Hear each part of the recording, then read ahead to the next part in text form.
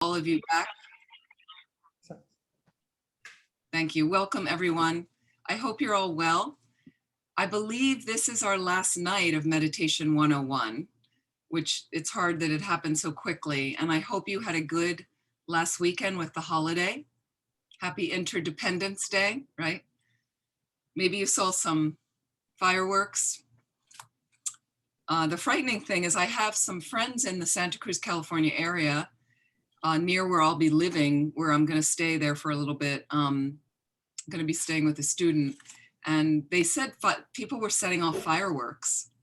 I mean, this is a high fire danger area, that it's very dry there now.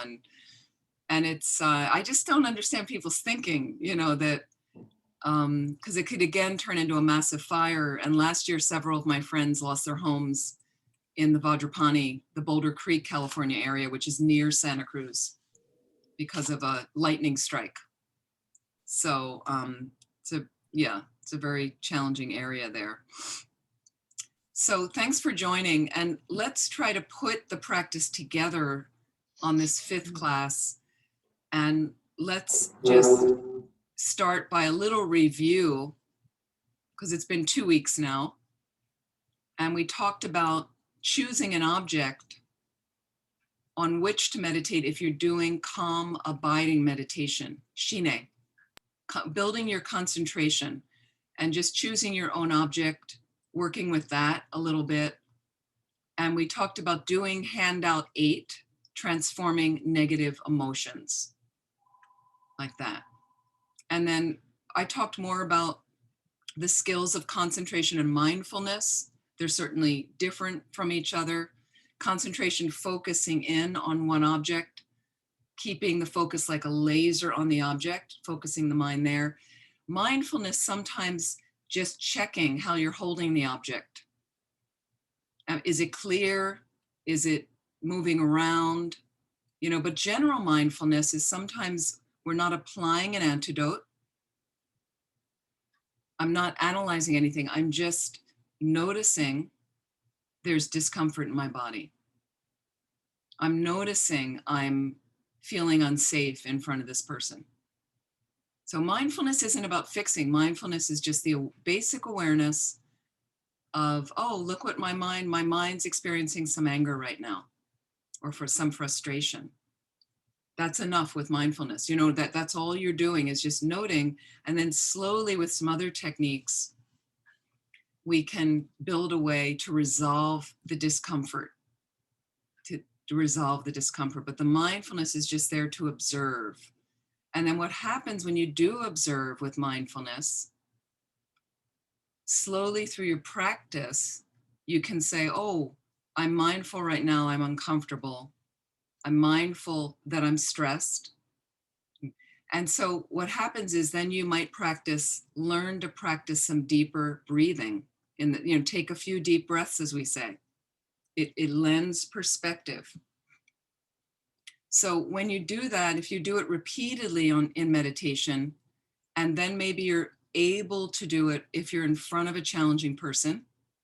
And the reason you're able to do it in front of a challenging person is because you've done it on your cushion, practiced on your cushion over and over.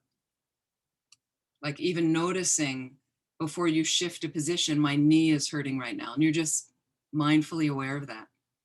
And then maybe you take a few deep breaths and try to find space in your knee, meaning just letting go the tension in the knee as you exhale, bringing in space as you inhale.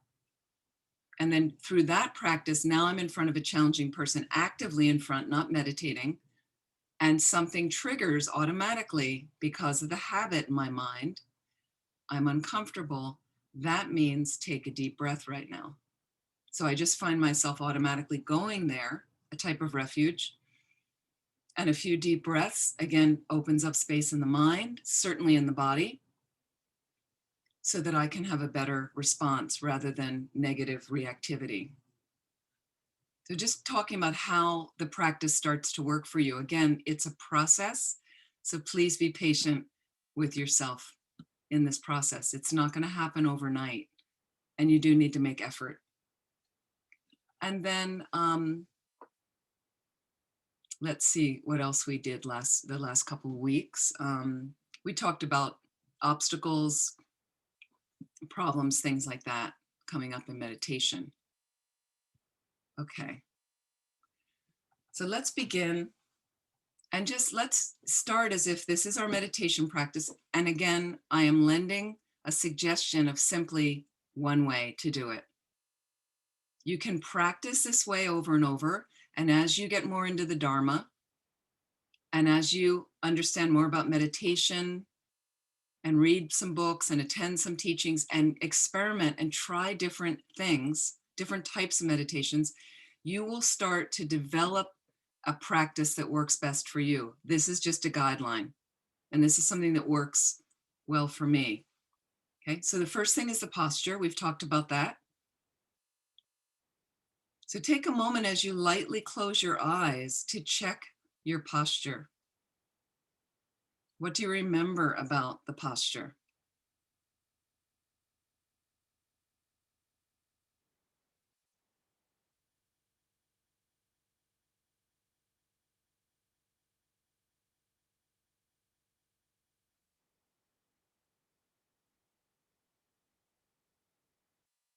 And what's important about the foundation of our meditation is we have to be relaxed in the posture.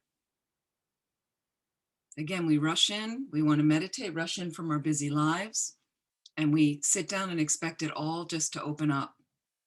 Again, so take a couple minutes right now. You've checked on your posture. If you'd like, scan your body for a moment. You can go from the top of your head to your feet. Is your body balanced? Notice any places you're holding tension in the body. And please deepen your respiration and use your breath. The inhalation opens up space in the tension. The exhalation allowing that tension to release as much as possible.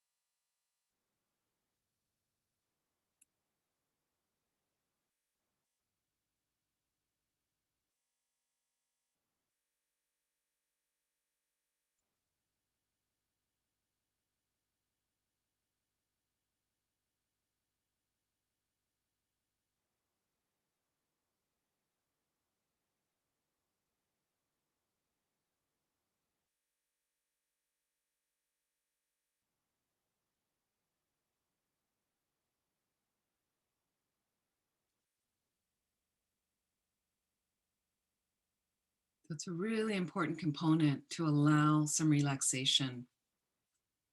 And if you'd like some sort of pranayama practice, a breathing practice, I mentioned the 9-round breathing. So again, if you'd like to do that to clear out some of the more subtle cobwebs in your subtle energy system, that when that's blocked, it's harder to do meditation best. So I was mentioning one variation is start by closing off your right nostril. And I begin with an exhalation instead of an inhalation, exhaling through the left nostril. Then you can switch, inhaling deeply through the right 3 times. And the first round is to lessen anger and hatred in your mind stream.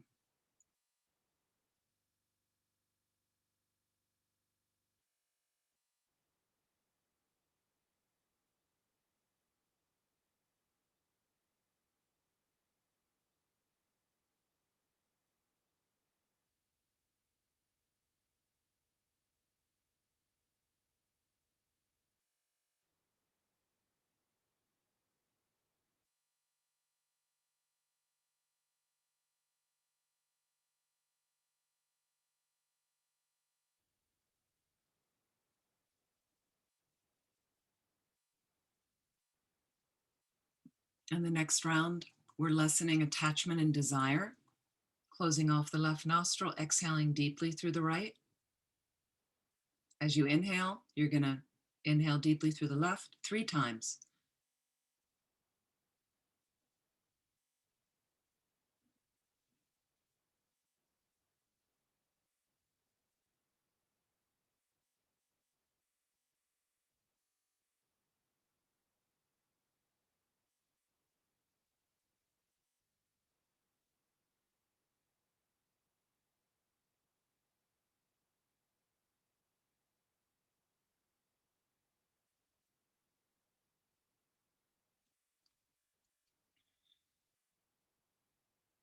Our last round, we're exhaling through both nostrils, inhaling through both nostrils, releasing some level of confusion and ignorance in our mind 3 times.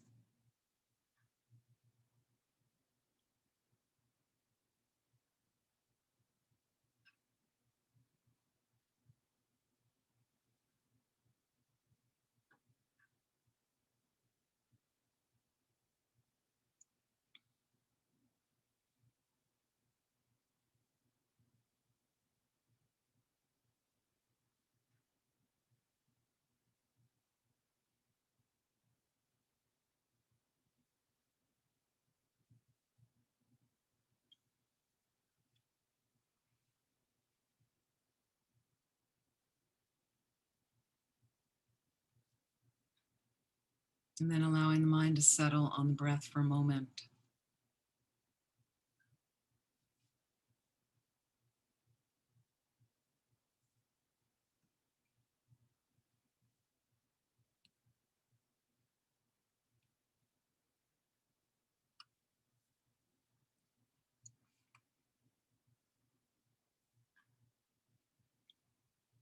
And I'd just like you to visualize now, just over top your crown of your head, is a sphere of white light, radiant light. If you want to visualize another color, that's also fine. It's slightly smaller than the size of your head.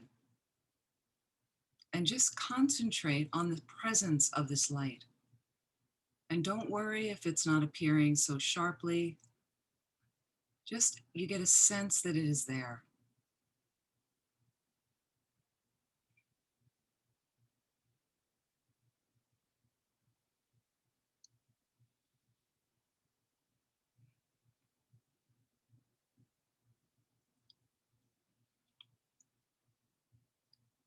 And get a sense that this light represents all universal goodness, love, wisdom. It's the fulfillment of your own highest potential. And visualize that it decreases in size until it's a small, bright sphere, about 1 inch in diameter, just over top your crown. And imagine, like a drop, it dissolves into your crown. And imagine it going right to your heart center, this drop of light, radiant light. Again, all of the goodness, all of the love and wisdom. And from your heart center, feel that it begins to expand once more, slowly spreading to fill your entire body with this positive, loving energy.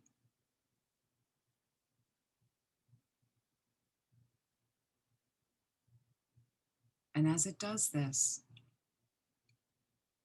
imagine that all the solid parts of your body dissolve and become light.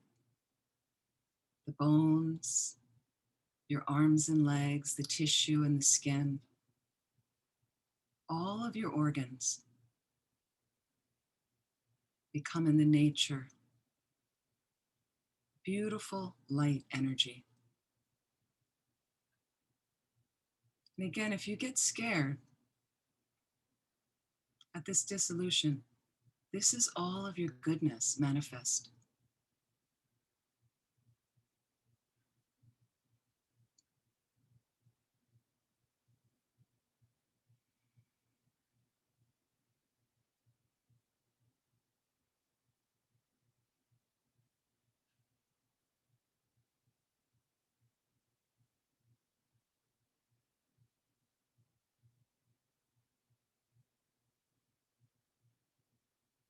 And just concentrate on this experience of your body as a body of light as much as you can.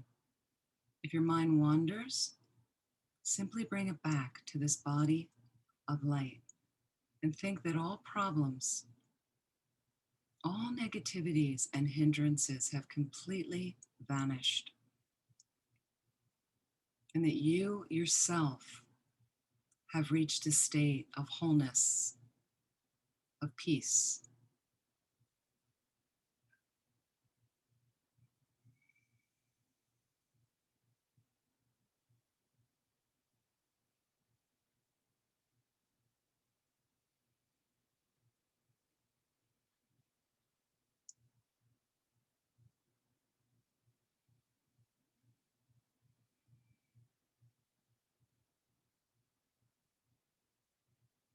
And again, if any distraction arises, a thought comes sweeping through, just dissolve it into the radiant light. Just hold your concentration there as best as you can.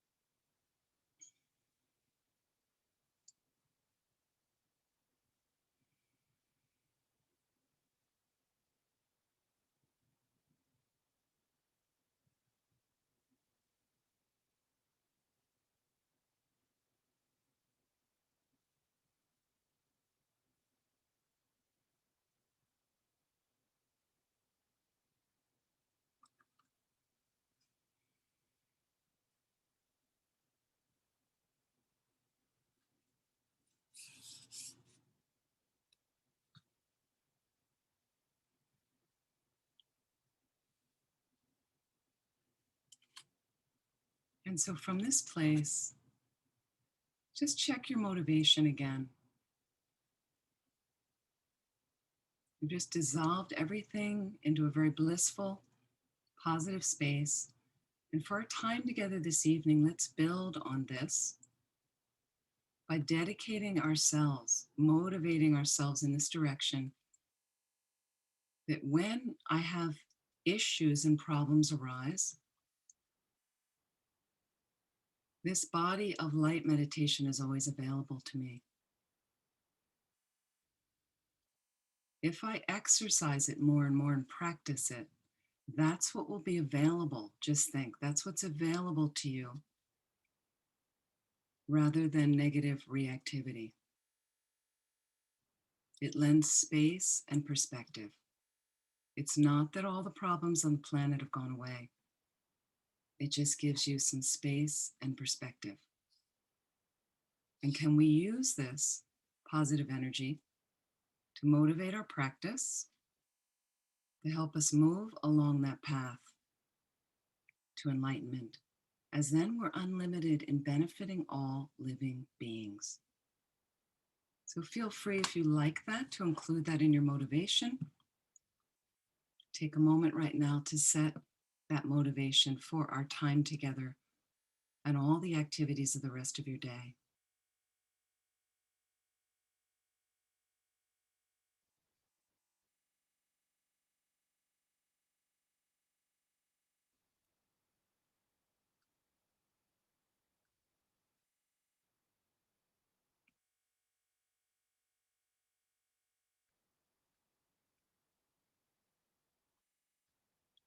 Please relax, and slowly you can open your eyes.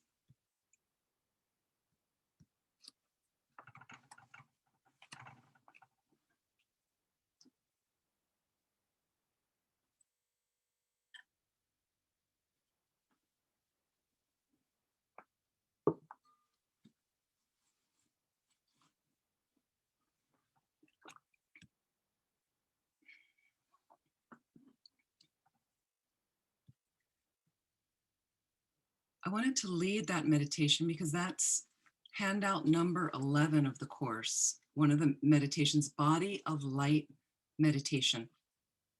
It's a wonderful meditation, simple. And again, like I said, the mind, you find your mind off balance.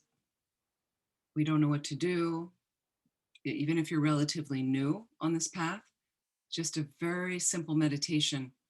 You can initially use the words on the page, and eventually you're struggling, and even in front of somebody, you're at a meeting, you don't like what this person's saying, and just let it all dissolve for a moment. Think of, you have this radiant light over your crown, representing all the goodness, dissolves into you, dissolve. It's not that you're going to do it to a level where you cannot participate. That's why it's better to really do on your cushion, meaning your meditation space. But it does lend perspective. And here's a way to combine it with analytical meditation that we've mentioned. There's placement meditation, which is a bit more like this body of light meditation. You're visualizing something, placing your concentration there. But a way we use it with analytical meditation, and I think I mentioned this example, but I may have mentioned other ones. Analytical meditation, we are, again, analyzing something. But sometimes you're not ready to analyze yet because you're so upset by an incident. So for instance, years ago, I was working, at a magazine I mentioned in San Francisco, and there were some strong personalities, and there was a man I was working with who was very difficult, and I was new at the office, and he was very intimidating.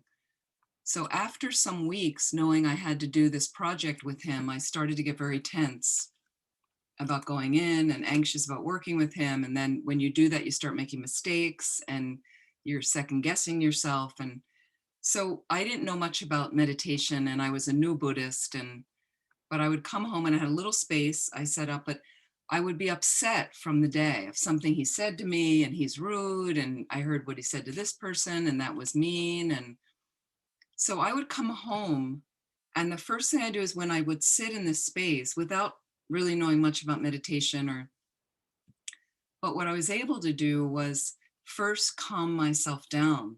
So if you can't first think of antidotes and what should I do, body of light, just sit there and dissolve all that hard concrete solidity, me, him, bad, good, and just let it dissolve with goodness.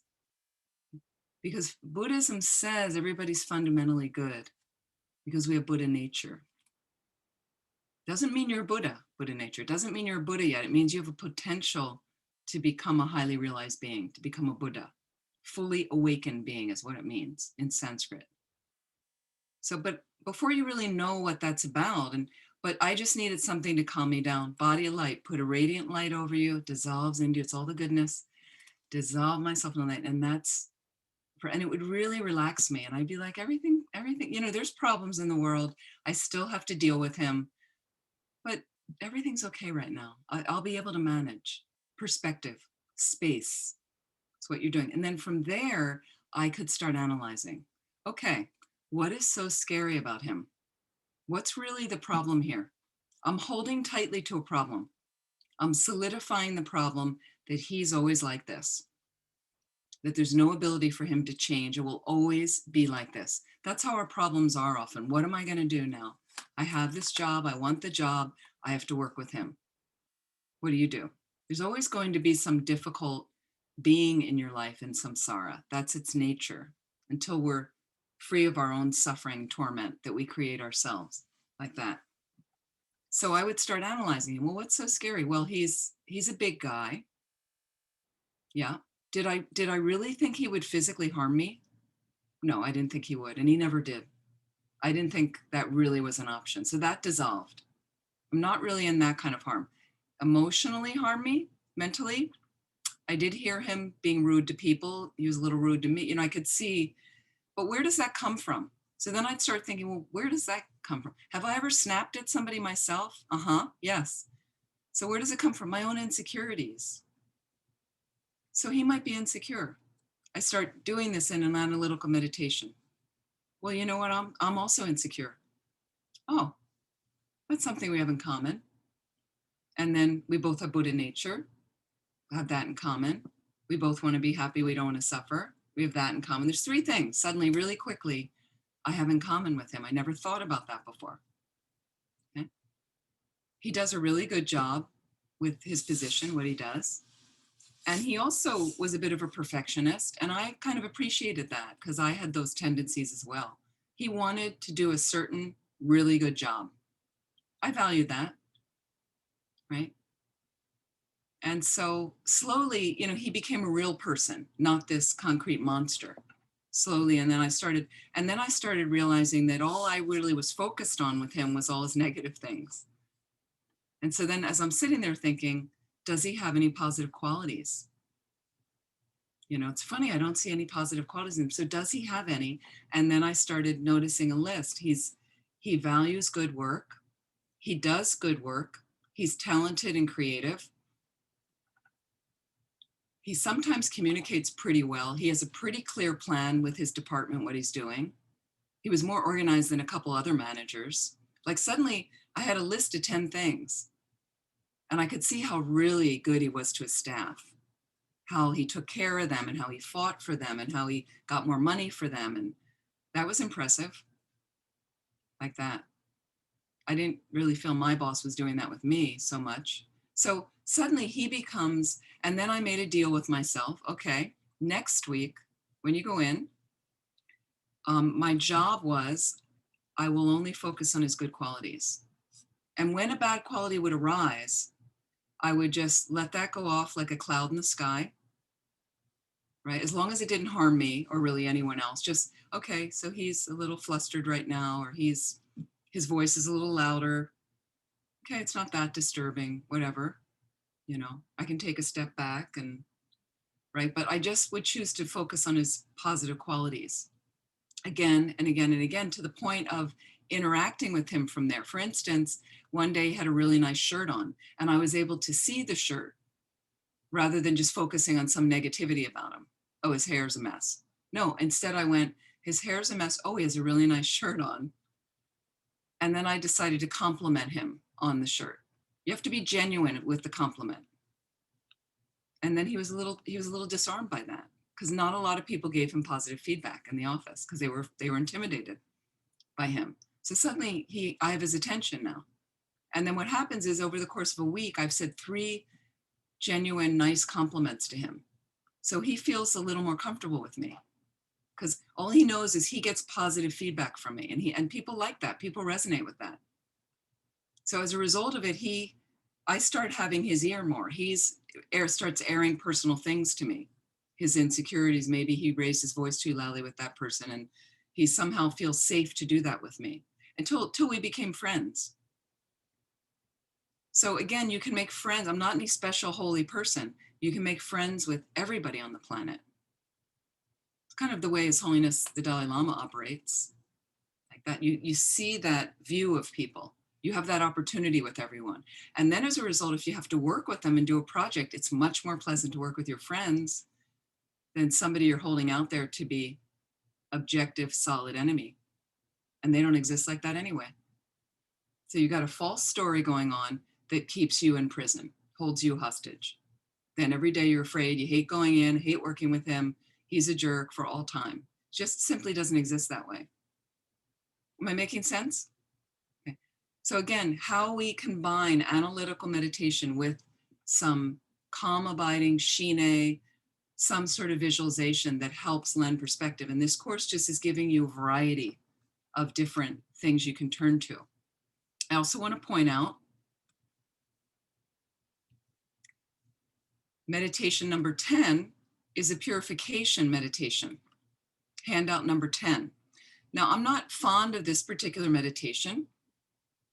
And the reason is I find it very racist, the way it's written. No, I'm not, discounting and criticizing the person who wrote it. It was written many years ago.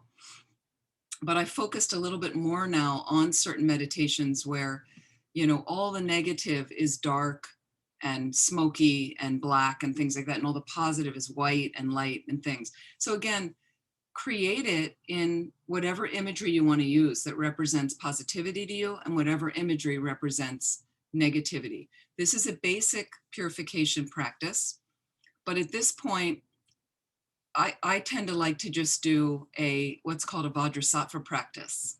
And Vajrasattva is an actual aspect of the Buddha, a deity, simply an aspect of the enlightened mind that helps us purify. So again, if I'm doing that with people and they don't want to visualize a deity, or they're not comfortable or familiar with that, and I might show them a little picture first, is then I'll say, then just visualize a light over top your crown that represents all that purification. And it's similar to the body of light, but you're not as much dissolving yourself. You're kind of letting stuff wash through you. And that's very powerful as well. And Vajrasattva practice in the future, if you want to learn that, it comes in other classes, is something I do every night, for instance, just to minimize and purify any negativities I did during the day, like that. So it's really powerful practice. So I'm not going to lead that one right now. You have it. It's a short meditation. You have it in your handouts. But I wanted to explain that, like, try not to get hooked into all the good is white and all the negativity is black, like that. You can change it up. Feel free. Okay. Okay, so I want to talk a little bit about the discriminating biased mind. And our last handout is equanimity meditation. Equanimity meditation, which we're going to do briefly. So what happens is some of our issues, and this is just nice of other techniques to use meditation for. I've given you a whole overview of different things we use it, why it's beneficial. And I just mentioned how I dealt with a difficult person. And this relates to something called friend, enemy, stranger. How we divide people up into categories so that we can feel safe and comfortable like that. But when you really look at these different categories of friend, enemy, stranger, they're very interchangeable. Okay. So we tend to, the people we don't like, they go in the enemy category. Okay. They may not be as strong as an enemy. Some people say to me, I don't really have any enemies, but you have people you don't like. Absolutely. There's people you would label difficult, challenging, people that you don't really want to spend a lot of time around for various reasons. So they're in one category. And then we have the friends, which are the people we like. And when you look at it, a lot of these things are in relation to yourself. We like them because they do good things for us and nice things. They help us. They say nice things to us. They listen to us. They flatter us, on and on. Just the opposite of the difficult person who does the opposite. And then we have strangers, and strangers are people we may know their first name, but not much more about them. So we don't have an opinion about them one way or another. Just kind of in. And then what happens is these biases we have create habitual patterns in our minds of attachment to our friends, people we like, aversion to the enemies, okay? And those things are just rooted in self-absorption and self-centeredness, self-cherishing. So what we're trying to cultivate is this mind of equanimity, mind of equanimity. It's really, really helpful. And I also know there's several different types of meditation. A basic one is called friend, enemy, stranger, we're going to do in a moment. There's a little bit more elaborate 9.1 if you want to do something deeper in a wonderful, simple Lam Rimbo called Path to Bliss. Path to Bliss. It's a commentary by His Holiness the Dalai Lama. And I think it was, I somehow memorized it because it was such a powerful, but pages 160, 161, I think it is. There's like a 9-point thing of, if you're really struggling with someone, is you spend some time, just as I want to be happy and don't want to suffer. That's what they want. You can just spend 5-minute meditation session on that, just over and over looking at them. In fact, when I was at this magazine and we would have a management meeting, there'd be like 8 of us sitting around a conference table. And this particular man I just mentioned that was challenging is sometimes at the table, just sitting across, not saying anything, not with my eyes closed, obviously, because I'm in a meeting, but I would just in the back of my mind think, just as I want to be happy and don't want to suffer, he wants to be happy and doesn't want to suffer, especially when he'd say something really irritating. Not to me, but just in general. And I think, okay, just as we actually want the same thing, and this meditation goes on. And thank you, Sunny, for posting different things in the chat. If you have a look, she's posted some materials and things like that. And slowly, and isn't it interesting how the person you really don't like, just like you, wants to be happy? Isn't it interesting how happiness often evades both of you at times? So you kind of slowly, methodically go through this meditation over and over, where you realize we're not all that different. You feel better and more superior to some people. We're really not all that different, right? And then we have attachment to dear people. So again, when did your dear friend, it could be a lover that you had, it could be somebody you had children with, and now you're divorced and you never see them and you never really want to see them. How many times has that happened on the planet? Somebody you had children with. That's pretty intimate. That's pretty tight. You created children with this person. Now you don't want to speak to them. So again, there was friend, there was intimate friend. And isn't it interesting how they moved into a different category? How did that happen? And then you have enemy. My last boyfriend before I got ordained, before I was a nun and I could have relationships, then when I met him, he came to work for our center part-time, and I was new running the center.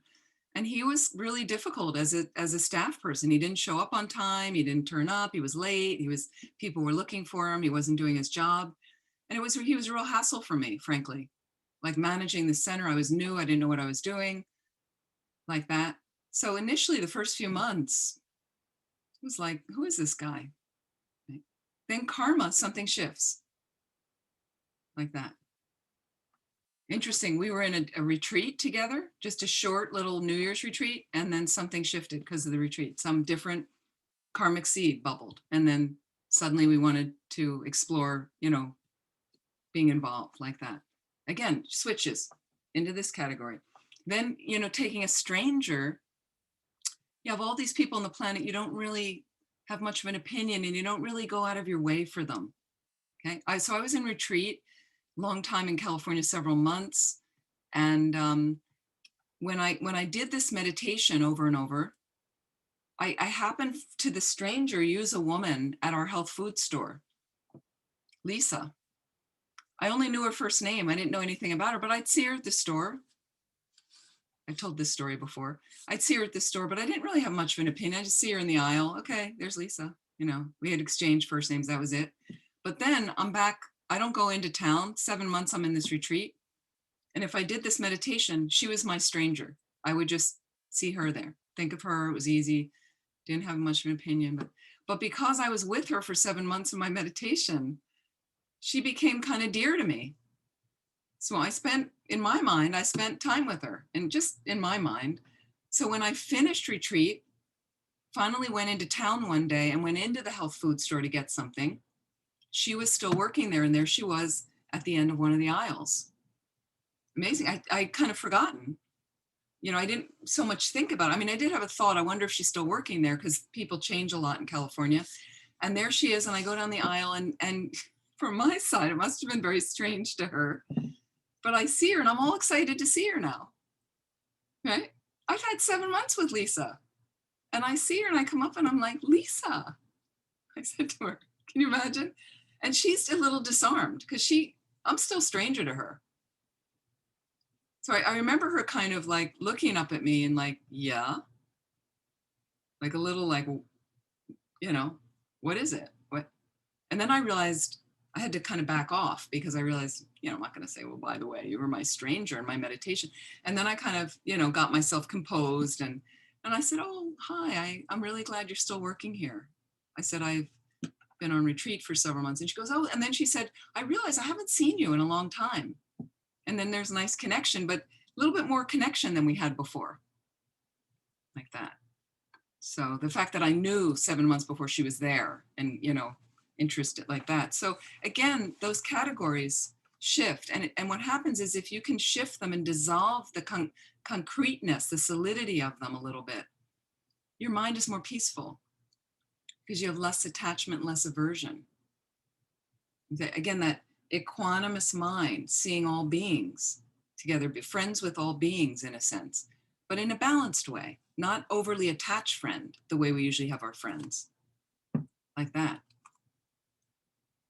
Let's try this meditation. This is your last handout, number 12. And I'm trying to follow the meditations pretty clearly, like reading from them. So it is more familiar for you if you can do these meditations. So again, just sitting comfortably.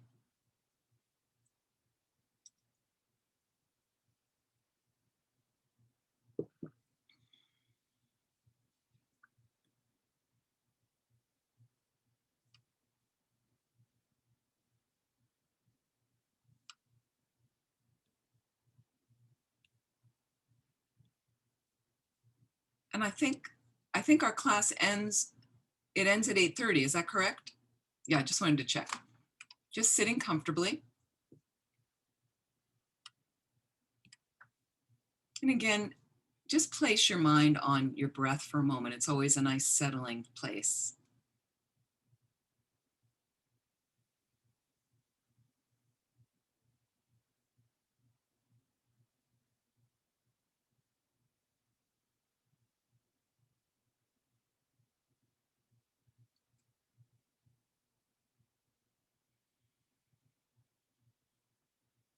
And I'm leading you right into the actual meditation when normally you'll see in the handouts, there's space to adjust your posture and definitely a motivation first. So we've already set our motivation for the class. So I go right into the meditation. So please imagine right now in the space in front of you are 3 people facing you, seated across from you. Someone you like, someone you dislike, and someone you feel indifferent toward. And as best as you can, throughout this meditation, keep these 3 images in your mind as if they're seated across from you. So just choose these 3 people. Don't obsess too much about it, but just place 3 people there.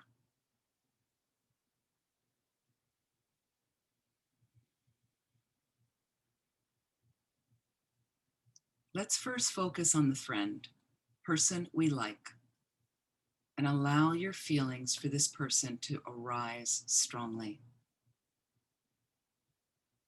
And as you do, feel your conviction that this person is definitely and truly a friend. It's a person who is good to you. They're good for you. They fulfill your needs and wishes. And also notice how you really would like them to be happy. So just focus on this for a while, identifying these good feelings in relation to this person.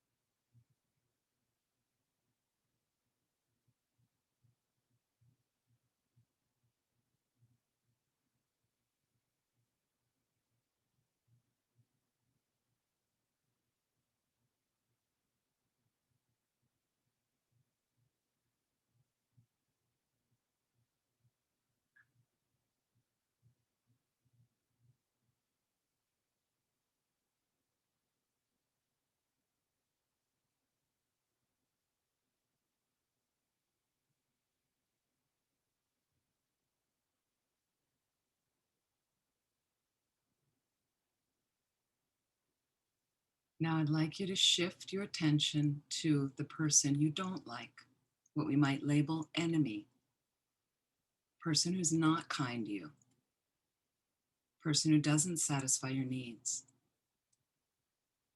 person who interferes with your agenda or annoys you or makes you angry, who harms you, or someone you love. Carefully regard this person and notice, just observe the feelings you have about this person.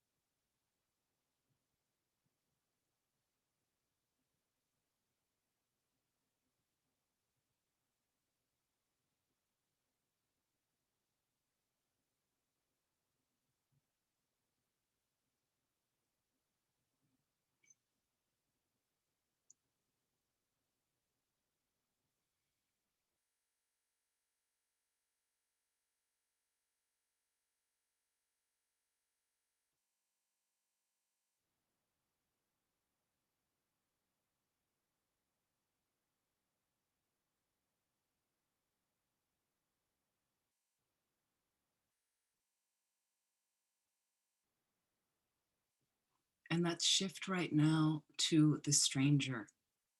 Again, a person, you might know their first name, but you really don't know much more about them. So you don't have a like or a dislike about them. Just carefully look at this person and observe your feelings of indifference.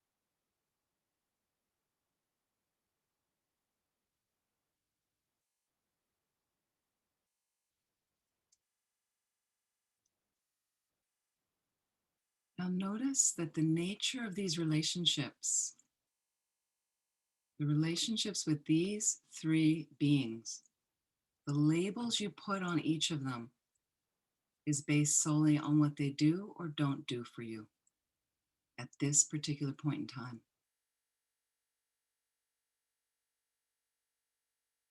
So again, as I mentioned before, there's people you've been very, very close to, close friend. There was a disagreement or a misunderstanding, and they moved into a different category.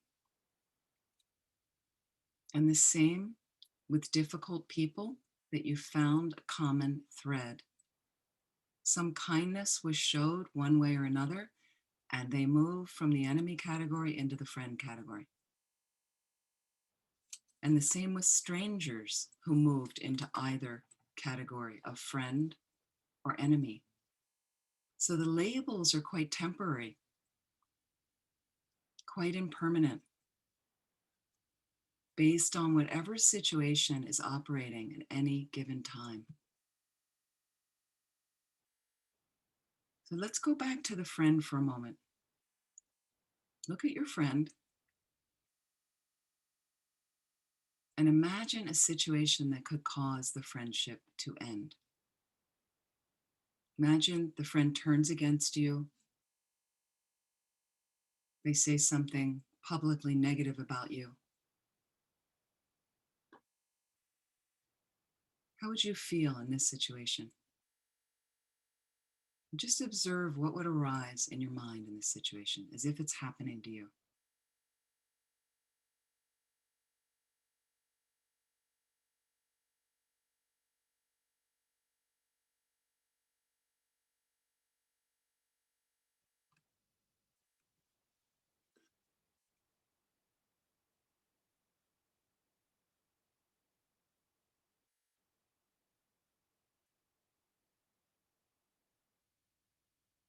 Do you still feel so warm and so friendly towards this person? Do you still wish them well? Want them to be happy?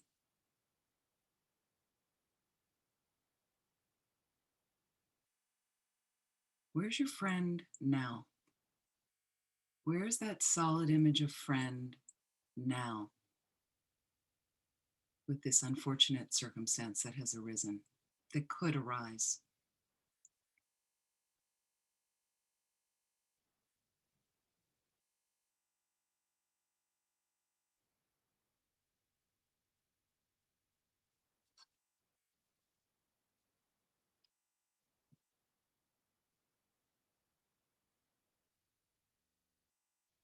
And remember, this person was not your friend before you were introduced, before you met. To recognize how easily this person could cease to be your friend right now, just as you imagined. Think how fleeting it is. You don't know them. stranger category. You're introduced, you meet some common thing, and then suddenly friend.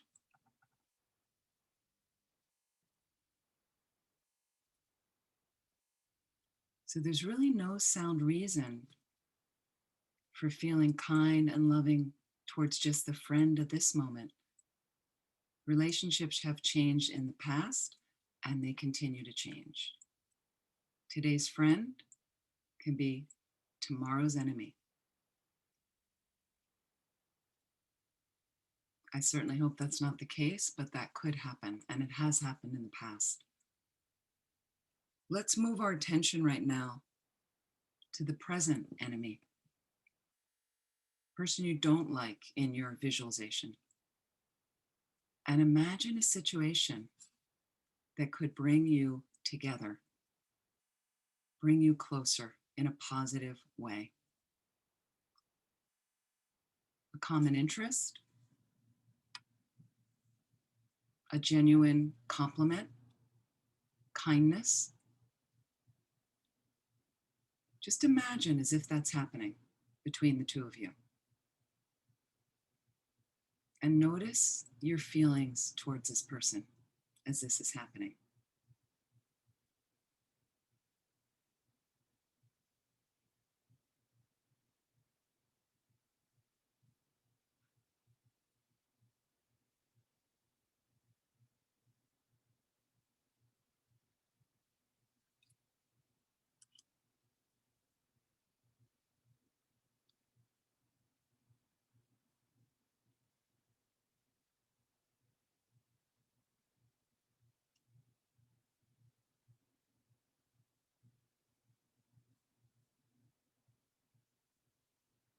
Are your feelings softening towards this person, becoming warmer?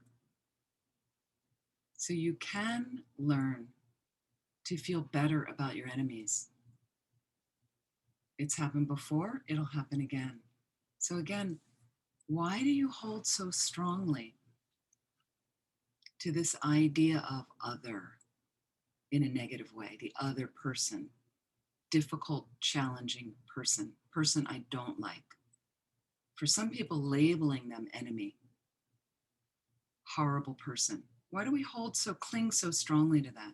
Doesn't it solidify it and give it a permanent nature that they have no ability to change, that relationship has no ability to shift?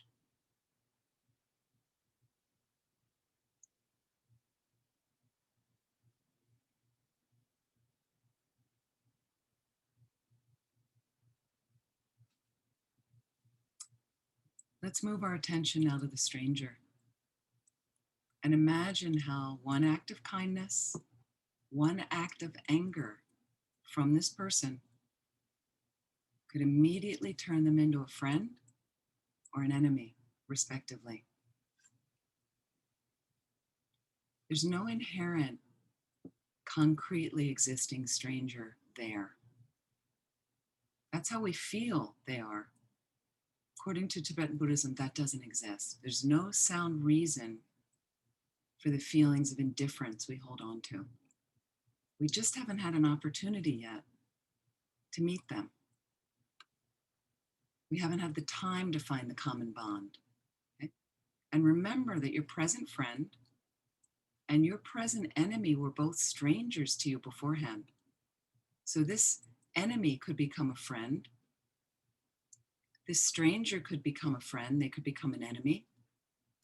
All interchangeable. So just again, gazing at the three people in the space in front that you visualize. And think about the fragile impermanence of these relationships.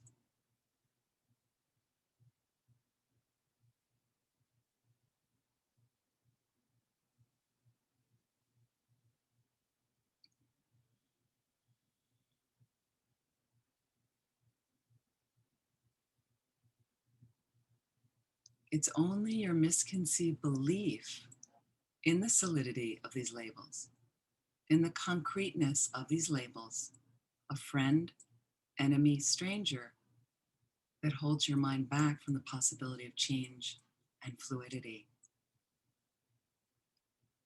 It's your choice.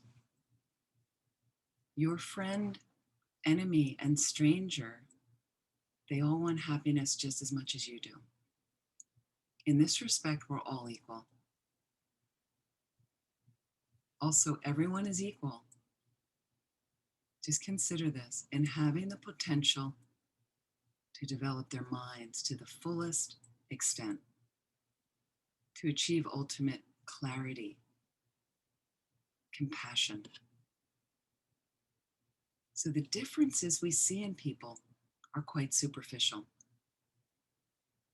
simply based on our mistaken and narrow self-centered views.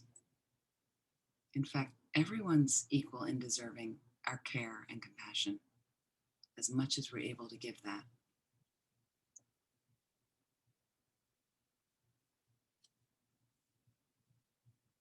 So now none of this means that we shouldn't have some discrimination, okay? On a practical level, we have to distinguish between actions, between individuals. We have to do that to protect ourselves, to participate in society, okay? And naturally, we feel closer to some people, and we are wise to keep distance from other people, okay? That's not really contradictory to the meditation above. It's just simply practical. You cannot take every homeless person into your house. That may not be practical for you, but you can have an equal regard for them, the same as I might have a very loving, pleasant regard for a friend. But the point of the meditation is to develop equal concern, equal regard for everyone, for their well-being, whether they help or harm us at this point in time. And to see that the labels we put on others are often mistaken and very changeable.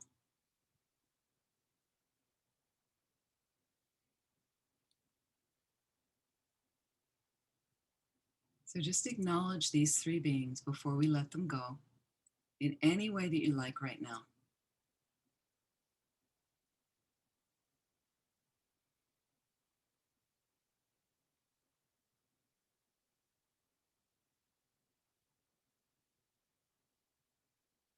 And slowly allow them to dissolve back into the space from which they came.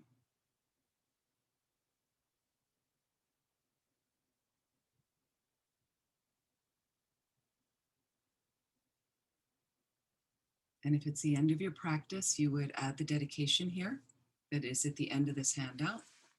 But take a moment and relax. We'll dedicate at the end and slowly open your eyes when you're ready.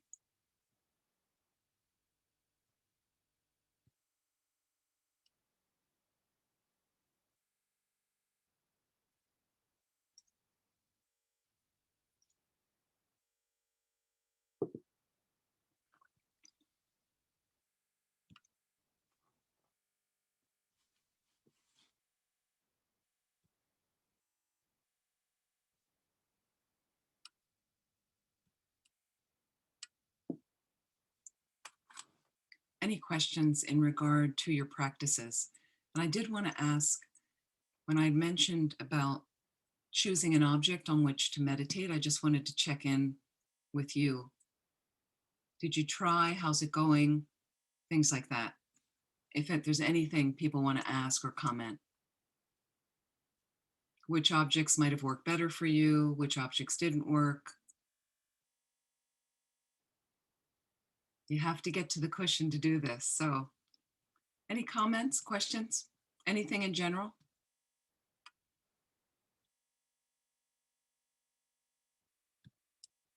Okay. Yes, Patty. Yeah, my question is dealing, with a lot of family stuff right now, and I'm finding that I want to put some of my dear loved ones, while they're still in the friend loved one category, I also want to put them in the enemy category. And I don't mean enemy, just difficult. Mhm. And that, I mean, I'm sure, can you do both in the same person in two different categories, I guess is the question. You could to some degree. Some people do that. I think it's easier to find different people, but sometimes it's, that person certainly, and the thing is we are so multifaceted, right? And we ourselves manifest in different ways with different people. So the other thing is, what I really like to do is owning it, like really acknowledging, as Tibetan Buddhism says, everything comes from the mind. So I do find it really lends to more peace in my mind that I'm taking responsibility, that this person, and the person may be really blatantly annoying. I'm acknowledging that in my mind, but I don't have to negatively interact from that space. Meaning somebody's really annoying you. And I've seen people yell at people. I've seen them verbally snap at people. I've seen them kind of ignore people and walk away. And I've seen them talk to other people about how horrible that person is. Those you have to think about as you get more into karma in other classes, because this is more of an intro class. As you study more karma, you realize I've got certain seeds I've planted in my consciousness. This is what Tibetan Buddhism says. You may not believe this. They say it's a law, like whether you believe it or not, it's unfolding. Okay. But basically, with my body, speech, and mind, I plant seeds in my mind and my consciousness. The good seeds ripen in happiness for me, the bad seeds ripen in suffering, which means a difficult person can show up. So when I see that happening and you have discomfort arise, body and mind, like the first thing you notice is this is really uncomfortable. I don't want to be around these people. Okay. So as I notice that, Tibetan Buddhism, right away, I'll say, well, so look what my mind's showing me right now. It could be really strong. You could be attacked. Okay. But what the normal world is doing, and you have to check your own experience. I would say, I hope this never happens, but let's say you're attacked. Our normal world and cultural experience, from my experience, has been you try to attack back. I mean, you may try to run away, but you run away in deep fear. Or some people try to attack back and retaliate like that. So there's different things rather than like mainly what we'd say if you are being physically attacked or something, even verbally. In Buddhism, try to remove yourself safely from the scene. De-escalation is the main thing. And then later thinking, wow, that was some like practicing Buddhists would say that was some deep purification. Person nearly attacked me or whatever. So we would see it as a type of purification. I'm not minimizing the trauma or what happened or the shock. But what you have to check when you retaliate, and you can do it, and a meditation. I'm going to go and yell at that person and tell them what they did wrong, and then notice, how do you feel after that? How does it really work? Does that really dismantle the situation? Usually, it causes more hostility. It's pouring oil on the fire. But you have to check yourself and see. So again, if you have a family member and you may have worked with them and tried to tell them and try to say, well, I really wish you wouldn't just interrupt and come to the house when we're not ready to have you come, or then when you're here, you do this, and they're not maybe that aware. So it's me controlling my mind in relation to them, subduing the causes in my mind that cause them to be a difficult person out there. You can't change them. So you may want to have a gentle conversation about one thing, but don't expect much. Don't expect them to change. But when I change my mind, that changes the external projection that's playing on the reality of my life. That changes your external reality. I've had, honestly, examples of that in my own life. So it convinces me more. It's builds the faith for me. It doesn't come that quickly, but it definitely, you can see results when you start dismantling the delusion in your mind. You have to try, and meditation's the beginning of that for us. So slowly, it's definitely a process as well. It's a process. Yeah. Does that make sense? I think you're doing it. I think you're working on it from knowing you. Yeah. Sheil, please. How Oh, are you doing? Hi, good evening, Venerable. I'm okay. Thank you so much for all that you do to help us. I want to say that since I've been in touch and listening to your talks, I've there's just a shift in how I feel, and I'm really happy to say thank you. My question is, um, do you recommend like when we do these meditations and, for example, I'm gonna speak for myself. Like I have said, like texted, not said. I've said harsh, words to a friend of mine. We're not any longer friends, but is it recommended that if we have the opportunity that we reach out to that person, not that you want a friendship with them again, that like I guess the karma is over between us. But it didn't end. I'm not proud of my text. And I just sometimes wonder, do we do like a meditation to let go of that? Or if we have the opportunity and as awkward and uncomfortable and embarrassed I may be to, call this person up and leave a message, is it something recommended that I could do, or is it better left unsaid? It's if you had a bad parting with someone, it's you can do Tonglen meditation. It's a higher level meditation that you can learn, giving and taking, putting them in front of you, and that's a whole different kind of course. Tonglen meditation, Tonglen. But in order to do that, you should have some more Buddhist basis behind you, because you're taking the suffering of someone else, offering them happiness.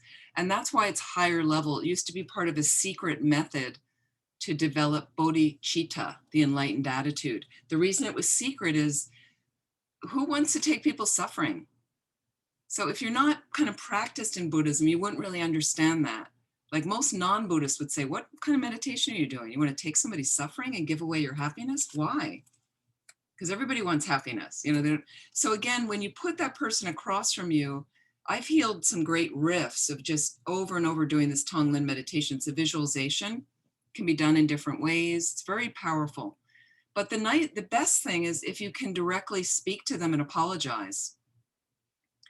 Apologizing softens and dismantles so much hostility between people, genuinely apologizing. And whether you've done anything or not, it diffuels the hostility like that. And I sometimes even acknowledge, to somebody, especially if you're Buddhist, you can do it, whatever I've done in this life or past lives, like something got created in my mind that is causing hostility between us. Now, you might have something in your mind over there, but I'm going to take responsibility for my mind. That's all I can take responsibility for. So I really deeply apologize for any harm I've ever caused you. Whatever has disturbed your mind, I'm so sorry. And it immediately, I've noticed again and again and again, what can the other person say? That, I've had one person that kept kind of bashing me after that, like saying, well, those are empty words. But basically by that evening, she had come around and really, because she realized, like, it's like hitting somebody when they're down. And when you really genuinely mean it, and basically it just seems to dissolve all the conflict. That's been my experience. So if there's a way to just take ownership and say, like, whatever I said, I'm so sorry, that can just diffuse, because you don't want to leave that stuff. You want to heal relationships. Doesn't mean you need to continue to be friends. That's okay. But you definitely want to heal those kind of things. Thank you, Venerable. Yeah. So sorry, sometimes I can't read long things in the chat, but there's one thing here. Added that the enemy need not be actively in your life for you to transform hate and negativity into, yep. That's right. The enemy doesn't have to be it could be somebody from the past. Some people have used prominent figures if they don't have a difficult person in their life. There's some prominent national figures that we get hooked by mentally. People spend a lot of time trashing this politician or somebody. What do you need to do that for? So you could use somebody like that and think about their situation like that, which diffuses holding them so solidly out there, which just keeps holding your mind hostage like that. I hope that makes sense. Okay, let me review. I'll take some more questions too if you have, but I want to just talk about, in our conclusion of the last 15 minutes or so, establishing a long-term meditation practice. So I've been talking about this throughout. And I also just want to, a quick review of where we've been, just to refresh you again. We've been talking about setting up meditation posture, relaxing, scanning the body to relax, maybe doing a 9-round breathing, setting a motivation at some point early on in that practice. And then we had different meditations of counting the breaths, like that, and establishing a place in your home that you can do that you can find that meditative space. So, so important, like that. I talked about different kinds of cushions to sit on. It's okay to shift your position until the body's more comfortable in a sitting posture. You can sit in a chair, just have the body balanced, right? We talked about the nature of the mind being clear and knowing. So this is why we meditate, is to get more in touch with that aspect of our mind, those two qualities, clarity and awareness, so that when I fall off and have a huge delusion in my mind, I'm not as manipulated by it, because I realize that's not actually the nature of the mind. It's something I can clear out. How do I clear it out? With meditation. So you learn other meditations to add on. So we did some clarity of consciousness meditation, like your mind is like the sky, or your mind is like a mountain, a clear mountain lake, noticing some disturbance like clouds or ripples in the water. But we're not staying with those. They subside as I let go the agitated thoughts, like that. So those are some of the things that we've been talking about. And we talked about how to do shine, calm abiding, choosing an object, keeping the mind focused, doing short sessions. We've talked about analytical meditation, stabilizing or placement meditation like shine. And we also talked about antidotes when you get very distracted in meditation and when your mind is also very sleepy. How do we kind of lift the mind up a bit? One overall thing I would say with your long-term practice, please be patient with yourself. Please be patient with yourself. And let's see what else we've talked about. And again, consistency and patience are right now going to be kind of your best friends. So meaning, can you at least try, for those of you really new, 10, 15 minutes a day, maybe 10, 15 minutes in the morning, 10, 15 minutes in the evening, just slowly starting the way I'm building it up to get some habitual tendency, so that you realize, and noticing when you don't have that time, how's your mind? More peaceful, more spacious? Because a lot of people say if they don't even have that motivation in the morning, for me, sometimes the day doesn't go as well. They're a little crankier. And somehow that motivation, getting it started, there's a little buoyancy to the day. And they can bring up the motivation again when they become a little bit more imbalanced. And then another thing is, when delusions arise in our mind, which we have them going on all the time as ordinary beings, that. So we did a meditation on transforming negative emotions. And we analyze fear a little bit. So each of our delusions as they arise, meaning if you have anxiety arise, we looked at fear a bit, type of anxiety, fear, worry. You have to analyze, right? If you're depressed, analyze the depression. What are you really depressed about? It could be, you say, well, I have tremendous financial difficulties right now. Okay, so then you need to deal with it. And that means you need to first practically analyze off your cushion. Maybe you do some of it on your cushion. What can I actually do? I need to get a job. Okay, I need to look for a job.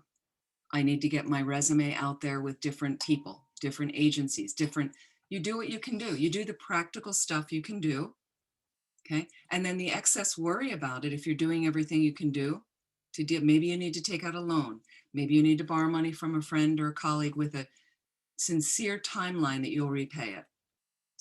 You take all the practical things, then what is there to worry about? You've done it. Maybe you need to downsize. Maybe you can't afford that apartment. I need to move to something simpler. Those are all the practical things to let the worry and the fear go if you're taking care of business like that.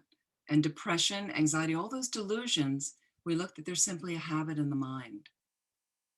They're habits in the mind. They're simply in the mind because there's a previous moment of them in the mind. And that those particular habits happen to be stronger in the mind, like that. So we're just going to have a look at it, and then I'm going to deal practically with what I can do about it, and the rest of it, let it go, because you're doing everything you can do. There's nothing more you can do. And a worry and fear, you might lose your apartment. You might end up on the street. Then talk to some friends and family about that, so that that's not going to happen to you.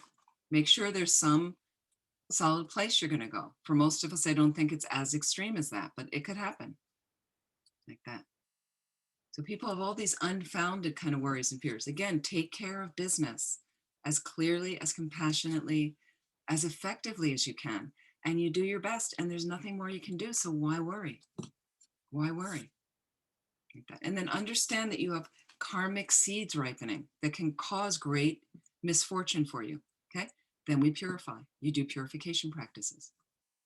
Ideally, if you really get on this path and you like this path and you want to continue on the trajectory and you start deepening your understanding through classes, reading, meditation, then you might be able to meet highly realized beings like Lama Zopa Rinpoche, and one day maybe to consult with him about advice for your life problems, for your practice, things like that. Some of it you can do without even meeting him. You can get advice from him via email. You know, this is the 21st century. So they, you know, because he's in Nepal, it doesn't mean you can't get advice from him. And I know people that have done it that haven't even met him, but they have faith and they really sincerely want to do the practice. So it's not about just asking him, because then you'll know and you just want to ask, and you really have to sincerely want to devote to the practice like that. Don't waste his time like that. You don't want to waste his time getting all this pages of information and things. So we've talked also about the difference of concentration and mindfulness, and then tonight's thing of, you know, the dissolving into light, meditation, and equanimity. Okay, so let me go. So developing, again, oops. Sorry, I just lost my page. Hang on a second. Here we go.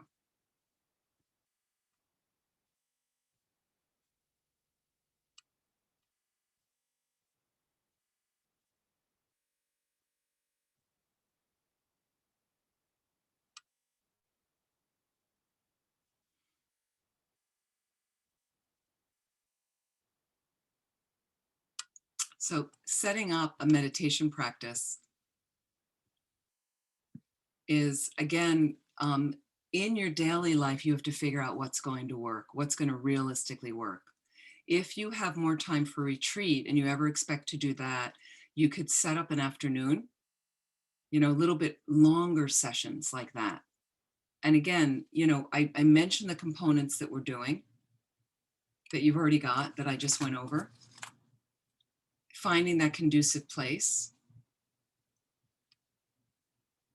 Wait, I'm still looking for I just lost my page here, sorry.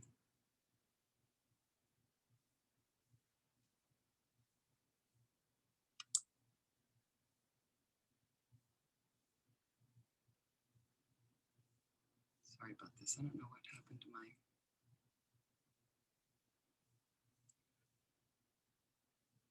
Okay, a second.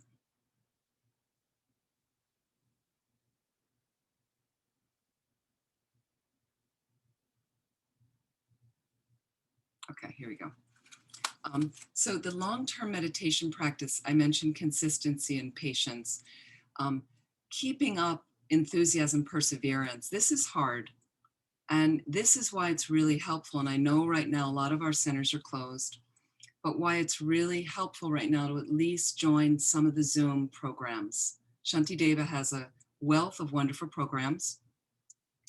So, or other centers that you're connected to. And the reason is you just see other people on the screen. It's going to be easier when we get in person for the centers that are maybe going to start opening in the autumn. Where you're there, it's part of your community if you can get to a center. I found that for newer people, it's enormously helpful. It's enormously helpful. And you meet a friend there, somebody that you find, and you find out, oh, for New York, you might take the subway home together. You walk home together. You take the bus, or you give somebody a ride for places that where people drive at a center. And you, oh, I'm going that way. I'll give you a lift. And slowly, something in common, so that you hear about their meditation, you hear what they're doing. They participated in this teaching. I find that kind of group experience and getting to know people helps support a lot of people with their practice, especially in the beginning. You compare techniques. You could talk about different teachers you've gone to. This was helpful for me. This wasn't helpful. Like that. That can really help to keep that momentum and enthusiasm up. It can be really hard on our own as we're isolated like that. But again, do the best you can. And the way we can connect right now is through online teachings where you see other people. And sometimes there's discussion and things like that. Some of the courses I'll do, we might join a breakout group. I'll break people into a breakout group where then there you are one-on-one with somebody. People have made friendships that way. And that's kind of the best we can do right now until the centers open up. So explore again the benefits you're noticing with meditation. If you have any benefits in your life from doing it, notice that it's helpful. You know, it was really sweet, Sheila saying, oh, since I've been doing this, I'm really like she's noticing that something is really helping at this point, and that attracts you to it. And you go, wow, maybe if I do it more, spend more time, that may really be helpful, you know. And again, knowing that it's going to get difficult at times. There will be days, maybe weeks, that your mind is really uncooperative. That's part of the practice. That's part of the practice. Hang in there. Hang in there. Just keep that consistency that it does level something positive for your life and your mind. There's definitely lending some support for you to get a little bit of space and a little bit more control over your mind, like that. So I'd really also, in closing, would like to thank everyone for joining, because it's worthwhile for you to meditate. So I really want to thank you for showing up each week for your meditations. Any other questions and things and concerns you've got of, I don't know how I'm going to do this. But again, with the printouts, the handouts, you can have them on your computer. You can have them on a tablet that is in front of you while you're meditating. Okay? Any way you want to do it, that's fine. As long as the rest of the computer and the device is not distracting you. But more and more, many students, old students, are keeping all their prayers on their devices so that they come to retreats with these tablets, and that's their workstation now. It's not all these papers and things. That's fine. And what you do is, if you have the handout, just like I did tonight, you read a couple sentences. Read a couple sentences. It's right there in front. Close your eyes and contemplate those sentences. Go to a deeper level with those sentences. Really come from the different angles. What really think laser pointed on that topic, on that one sentence or two sentences. That's your meditation. And then little time, and then you go to the next couple sentences.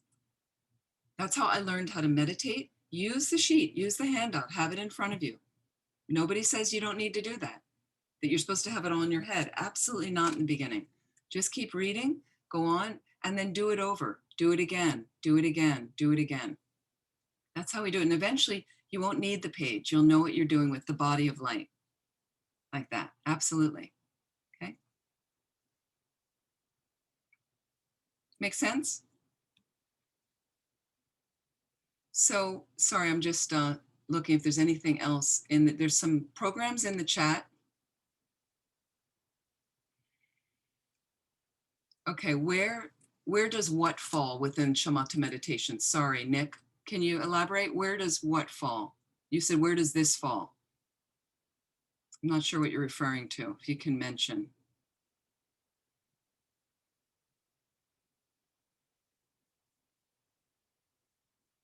Nick, do you want to say? Can you unmute and say what you're referring to?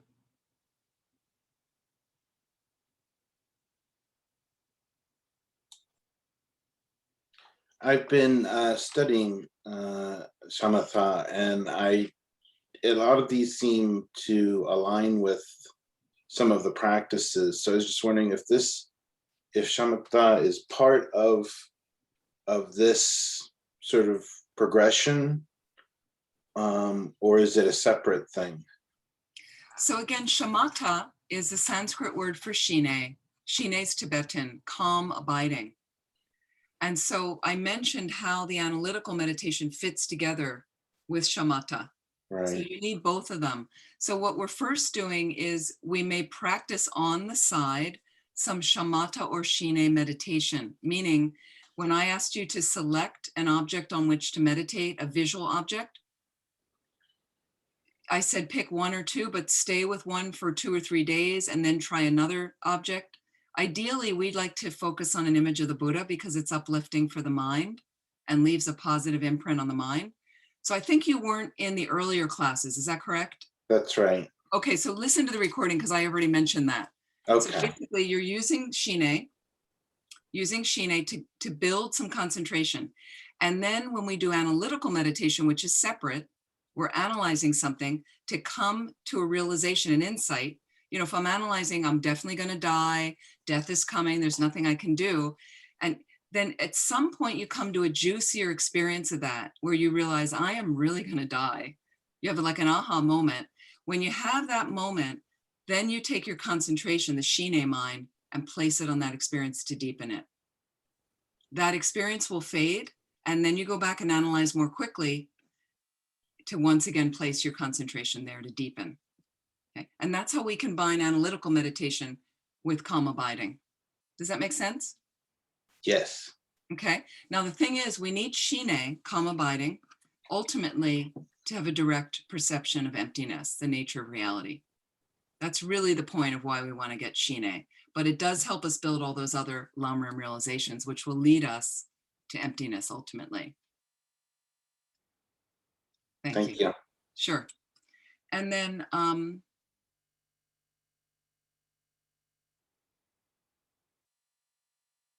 see if there's any other.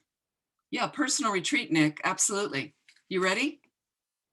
Because they will be coming in the future, especially when our centers get open. But I think it would be brilliant for everybody. And I think you would love it, actually, from the conversation I had with you. Really helpful. Okay.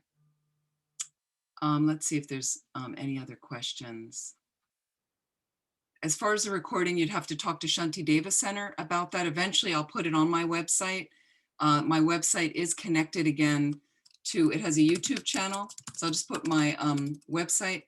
There's a lot of topics on there that you can view right now based on the topic. There's the website. So I just wanted to mention that. Okay. So what I'd like to do in closing, and again, I really want to thank all of you, and I want to thank Shanti Deva Center. And I'd like to thank all of our hosts, particularly Sunny, who's been with us through many, many weeks here. Thank you so much. To all of you to please, if you can, please, please, please try to stay with a meditation practice to develop something. No competition, no expectation. All you can do is try your best. And it will be really, really beneficial for you. So I hope we can meet again and meditate together and do some retreat together, please. And if you're interested, hopefully maybe next year I'll be leading a pilgrimage to Nepal. There's information on my website as well. It may be in the spring, April, May period, to the Mount Everest region of Nepal to do retreat at Laudo Gompa. And there's no better retreat place to do retreat, I feel, other than that place. So it's really special to do retreat there. So I'm hoping things will be safe enough to do it, but if not, next year we'll do it the year after. But I'm really hoping we might be able to visit Nepal. We'll see. So you can let us know if you're interested. There's an email there, you can send info. But I'd like to dedicate the merit right now. And I'm going to share some dedication prayers.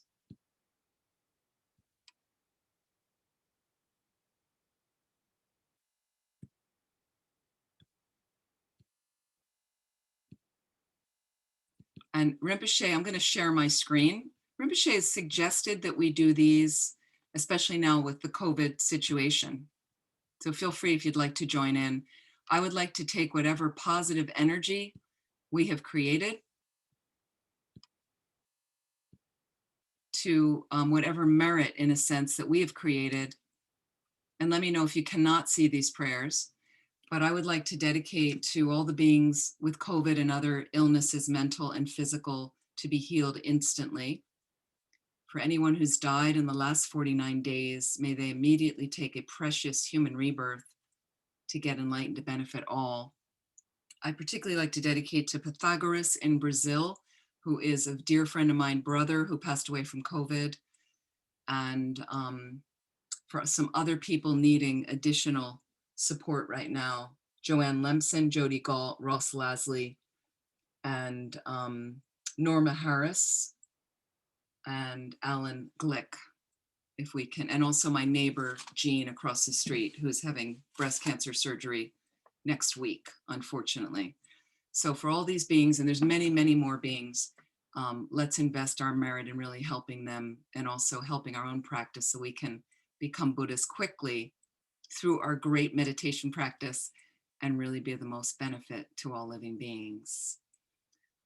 O Janju Senjo Rinpoche, Mage Panam Ge Gyurchig, Ke Panyam Pa Me Pa Yi, Gonne Gondu Bel Warjo. However many sick sentient beings there are, may they quickly be freed from all sicknesses. May all the sicknesses without exception of transmigratory beings never occur again. In all my lives never separated from perfect gurus, may I enjoy the magnificent Dharma by completing the qualities of the grounds and paths. May I quickly attain the state of Vajradhara. And this prayer of Samantabhadra, let's see, where did that go? I fully dedicate all these virtues to be able to train just like the hero Manjushri, who knows reality, and just like Samantabhadra as well. And I'd like to dedicate to the long lives of our precious teachers, His Holiness the Dalai Lama, the wish-granting, wish-fulfilling jewel, source of every single benefit and happiness in this world, to the incomparably kind Tenzin Gyatso I beseech, may all your holy wishes be spontaneously fulfilled. For Lama Zopa Rinpoche, you who uphold the subduer's moral way, who serve as the bountiful bearer of all, sustaining, preserving, and spreading Manjunath's victorious doctrine, who masterfully accomplished magnificent prayers honoring the three sublime ones, Savior of myself and others, your disciples, please, please live long.